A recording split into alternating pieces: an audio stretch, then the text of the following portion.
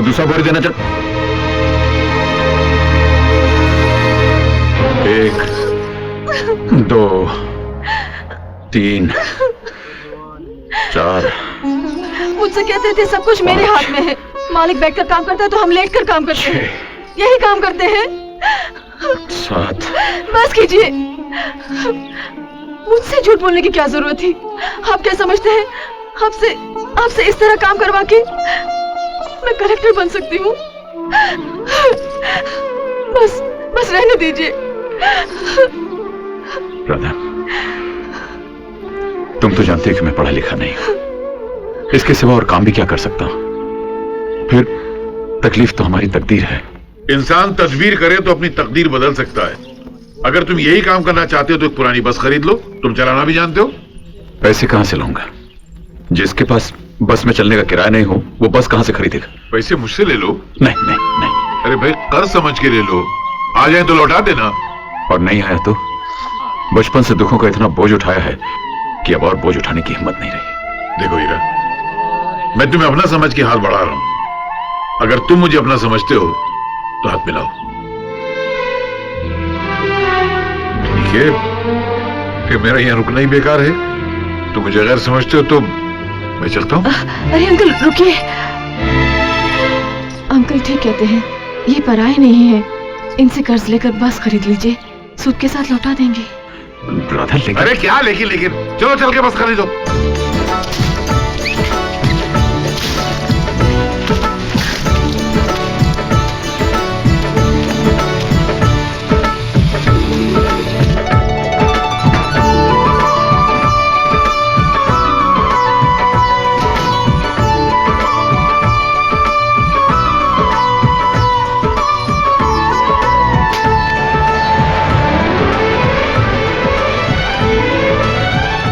भाइयों और भाइयों, आज तक आप लोगों ने केवड़ा ठाकुर की बसों में सफर किया है। अब ये बस ना डिलक्स है ना लग्जरी, लेकिन फिर भी इसमें आपको एयर कंडीशन बस का मजा आएगा।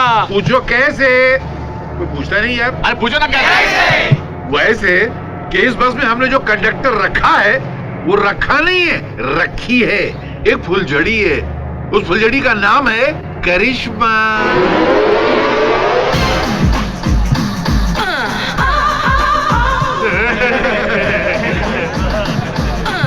रुकी ना दिल की धड़कने, करिश्मा टिकट बांटो।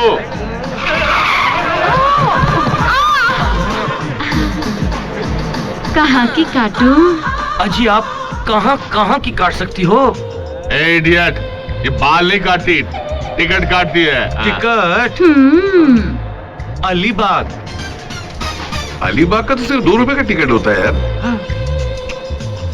अरे अलीबाग जाकर क्या करोगे? अलीबाग में मेरा घर है। और घर जाकर रोज की तरह बीवी की मार खाएगा। इससे अच्छा है करिश्मा के साथ सफर का मजा लो। झूमरी तलैया जाओ, वापसी में अलीबाग में उतर जाना। अलीबाग के 2 रुपए और झूमरी तलैया का 20 रुपया। ऐसा क्या? ये लो 20 रुपए। तुम्हारी कहाँ की?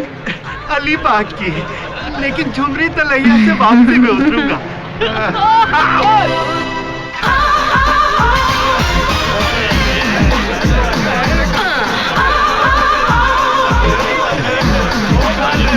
चढ़ जाओ। एक टिकट देना, झुमरी तलैया। 30 रुपए निकालो। 30 रुपए? 30 रुपए क्यों? दूसरी बस वाले तो 20 रुपए लेते हैं, तुम 30 लोगे? अरे दूसरी बस सिर्फ डीलक्स होती है, हमारी बस सुपर डीलक्स है। वो देखो। हाँ तो कैसी है सुपर डीलक्स? बहुत अच्छी है साहब, बहुत अच्छी है। ठीक है 30 रुपए निकालो। 30 रुपए क्या साहब, मैं तो 50 दे सकता हूँ। ये लीजिए। ये लो टिकट, कल आ जाना। कल? और नहीं तो क्या अभी? ये लोग बेचारे कल रात से लाइन में खड़े, अभी इनको टिकट मिला इसलिए बस में जा रहे हैं। उधर देखो, ये कल के एडवांस के लिए अभी से लाइन में खड़े हुए। मगर ऐसे कैसे हो सकता है? अरे नहीं हो सकता तो पैसे वापस दो। हाँ टिकट लाओ। मैं कल आ जाऊंगा। चलो जाओ। अरे बस वाले बाबू, मेरा भी टिकट काट दो। उधर कहाँ जा रहे हो? टिकट काउंटर यहाँ है भैया, यहाँ है। इधर है, मुझे दिखाई नहीं देता। अरे मैं अंधा हूँ ना। अरे तो तुम काहे को बस में चढ़ रहे हो भैया? तुम्हारे जैसे लोग बस के ऊपर नहीं चढ़ते, बस तुम्हारे ऊपर चढ़ती है। जाओ जाके बस के नीचे लेटो। दिखाई नहीं देता तो क्या हुआ? छूकर मजा तो ले सकता हूँ ना? कैसा आदमी है? Where is lady conductor? कहाँ है? अरे अरे रॉन्ग नंबर। किसने कहा था टिकट काटने के लिए लड़की रखने को? इस तरह पैसेंजर बढ़ जाते हैं। अगर बस में कोई चढ़ नहीं रहा था तो खड़े रहने देते उसे। इस बस कंपनी को मैंने अपने पिताजी का नाम दिया है। अपने आप को डुबा सकता हूं, उनके नाम को नहीं। ले जाओ रुपए और जिन जिन से लिए उनको वापस करके आओ। अब बस मैं चलाऊंगा और कैसे चला जाती मैं अच्छी तरह जानता हूं।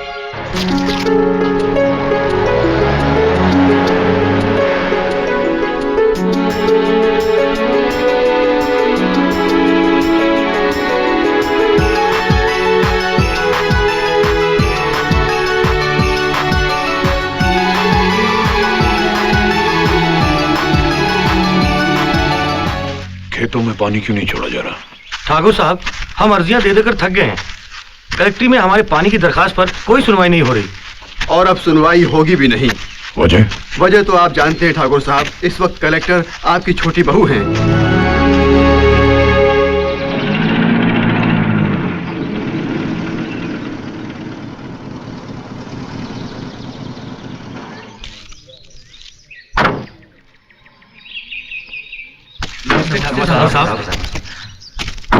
नमस्ते ठाकुर साहब।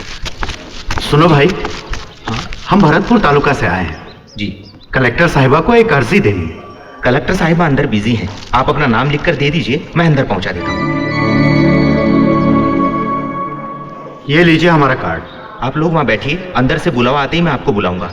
सॉरी सर, पब्लिक की जो शिकायतें हमें मिलती हैं वो लॉ एंड ऑर्डर के लिए ठीक नहीं है। So please try and stop such things. Madam, जब तक पॉलिटिकल दबाव हम पर रहेगा तब तक हम। मैडम, तालुका भरतपुर से कुछ लोग आए हैं, आपसे मिलना चाहते हैं। उनसे कहो जरा इंतजार करें। एसपी साहब, आप अपनी ड्यूटी कीजिए, बाकी काम मैं देख लूंगी। श्यामलाल। जी मैडम। जो लोग भरतपुर से आए हैं वो बहुत खास हैं, उन्हें फौरन अंदर लेकर आओ। जी। Excuse me sir, Yeah? मैं आपसे 10 मिनट के लिए माफी चाहती हूँ। Sure madam. Thank you. साहब, मैडम आपको बुला रही हैं।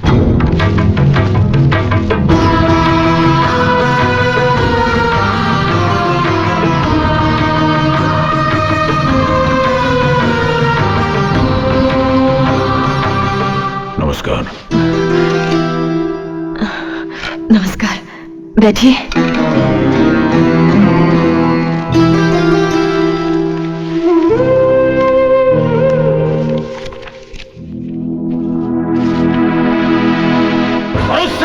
ये लड़की जिसने तुम्हारा हाथ थामा है, दबाओ जाए यहां से। इस घर में तुम्हारे लिए कोई जगह नहीं। तुम दोनों की अगर किसी ने सूरत भी देखी तो ये बनता उसकी शक्ल नहीं देखेगा।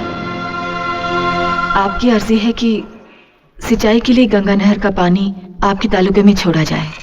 You please sit down. आपके तालुके को पानी देने के लिए डैम को ऑर्डर दिया जा चुका है।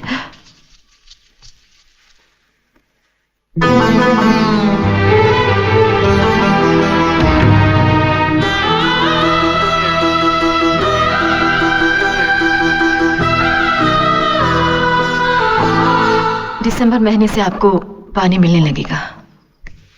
कलेक्टर साहिबा, हमें पानी अक्टूबर महीने से ही चाहिए।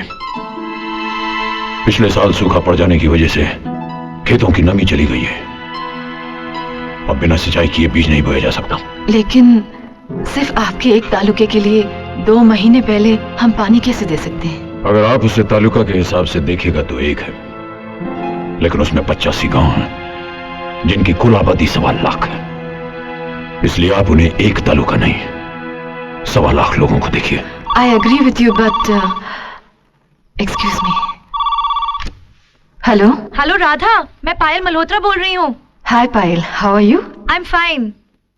कैसे याद किया? यार, अपने पति के साथ 4 साल गुजारने की खुशी में 15 तारीख को मैंने एक छोटी सी पार्टी रखी है। आई एम सॉरी पायल, मैं नहीं आ पाऊंगी। 15 तारीख को मेरे ससुर जी का जन्मदिन है। मैं और मेरे हस्बैंड उस दिन मंदिर में पूजा करते हैं। Anyway, house your son? एकदम फर्स्ट क्लास। शक्ल, अक्ल और गुण से बिल्कुल अपने दादाजी पर गया है। संभालना, कहीं अपने दादा की तरह तेरे पति को बेटा ना कहने लगे। भाई, आई एम सॉरी। मैं आपकी अर्जी को लेकर सिंचाई विभाग और डिविजनल ऑफिसर से बात करूंगी। कोशिश करूंगी कि आपके तालुके को पानी जल्दी मिल जाए। धन्यवाद।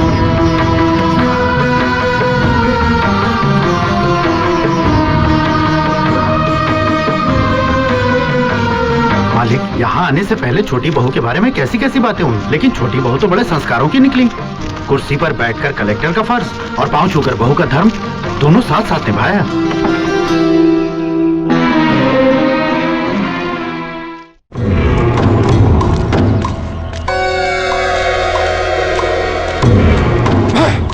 अरे मर जाने हो, इन बसों से डीजल के पैसे भी नहीं निकल रहे। बोलो कैसे चलाओ इन बसों को? हम क्या करें सर, ठाकुर हीरा ने तरह तरह के इनामी लालच देकर सारे मुसाफिरों को अपनी तरफ खींच लिया है सर। इसीलिए हमारी बसों में कोई नहीं चढ़ रहा है सर। इधर हीरा ने ये किया और उधर भानु प्रताप ने कमली के बलात्कार के इल्जाम में आपको पंचायत में घसीटकर जेल भिजवा दिया। गांव वालों की नजरों में हमारी इज्जत खाक में मिल गई डैड, खाक में मिल गई। और सोने पे सुहागा ये है कि भानु प्रताप की बहू अब कलेक्टर बन गई है और उसने अपनी बहू की कलेक्टरी का फायदा उठाकर गांव के किसानों को पानी की मंजूरी दिलवा दी, जिसके कारण आज गांव वालों और किसानों की नजरों में सूर्यवंश की इज्जत और बढ़ गई। बस! अब ना तो सूर्यवंश की इज्जत आगे बढ़ेगी और ना ही उसका वंश।